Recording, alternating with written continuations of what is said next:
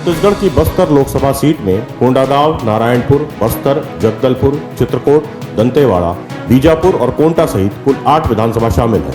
इस लोकसभा सीट में सीधा मुकाबला भाजपा और कांग्रेस के बीच है।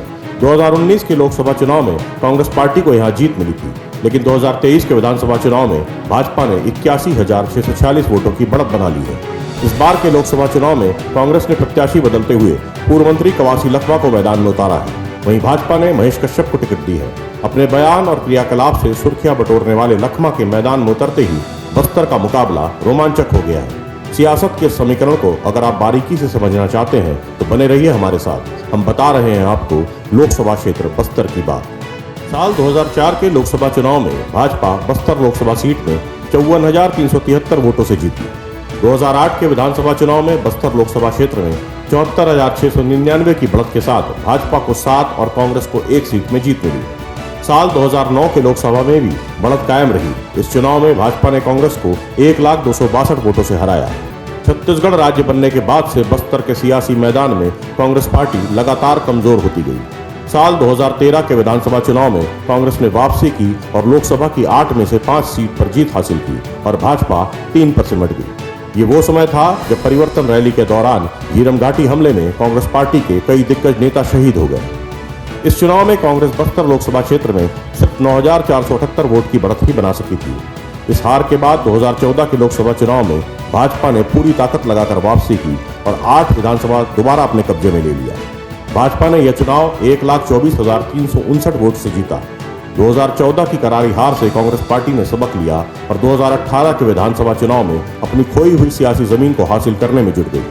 यह वही चुनाव था जब बाबा, बघेल, महंत और रामरजत साहू की चौकड़ी ने छत्तीसगढ़ में कांग्रेस का विजय पताका लहराया।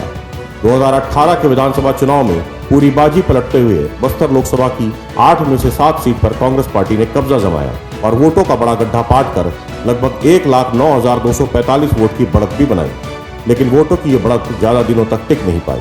2019 के लोकसभा चुनाव में कांग्रेस जीत गई, लेकिन वोटों का फासला महज 38,982 रहा।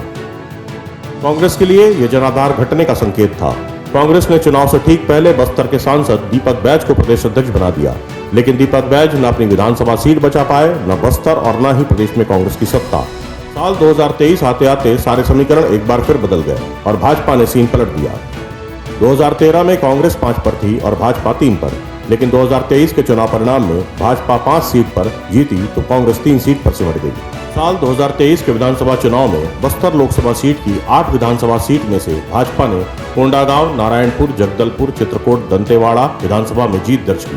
वहीं कांग्रेस पार्टी को बस्तर, बीजापुर और कोंटा विधानसभा में जीत मिली। 2023 के चुनाव में भाजपा ने बस्तर लोकसभा क्षेत्र में 81,646 वोटों की बढ़त बना ली, जिसे पाटना कांग्रेस के लिए बड़ी चुनौती बन चुकी है। आखिर ऐसा क्या हुआ कि बस्तर के मतदाताओं ने कांग्रेस का साथ छोड़ दिया? आपको क्या लगता है 2018 की दमदार जीत के बाद भी बस्तर में कांग्रेस क्यों बिखर गई? वो कौन सी वजह है जिसके कारण भाजपा एक बार फिर बस्तर में मजबूत हुई? अपनी राय हमें कमेंट बॉक्स में लिखकर बताएं। अगर रिपोर्ट पसंद आए तो वीडियो को लाइक करें और हमसे जुड़ने के लिए चैनल को सब्सक्राइब करें। कीजिएगा थोड़ा सा इंतजार, अगले वीडियो में सुनाएंगे आपको एक और लोकसभा की कहानी विधानसभा वार। बने रहिए हमारे साथ और यूं ही देखते रहिए इंडिया इनसाइड, इंडिया की बात इंडिया के साथ।